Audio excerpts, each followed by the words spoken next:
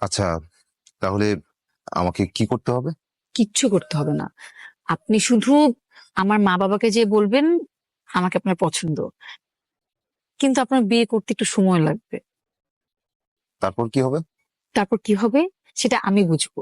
তারপর কি সময় শেষ হলে আমাকে বিয়ে করবেন? কি বলেন আপনি এসব? এটা তো নাটক সাজাচ্ছি। আমি আপনাকে ভাড়া করতেছি, আর বলতে পারেন আমি আপনার থেকে হেল্প চাচ্ছি। আপনার বাবা মায়ের তো আমাকে পছন্দ নাও হতে পারে। আমি তো সেটাই চাচ্ছি। আপনাকে তাদের এমনিতেও পছন্দ হবে না। তারপর আমি কয়েকদিন আপসেট থাকবো, তারা আমাকে দেখে তারাও আপসেট থাকবে। এরপরে আমি বাবাকে বলবো আপনি আমাকে ধোকা দিয়েছেন, ছেলে জাতটাই খারাপ, পুরুষ মানুষ আমার চোখের বিষ। এভাবে কয়েকদিন নাটকের পর নাটক চলতে থাকবে, নাটকের পর নাটক চলতে থাকবে। বুদ্ধিটা কেমন? জঘন্য বুদ্ধিটা।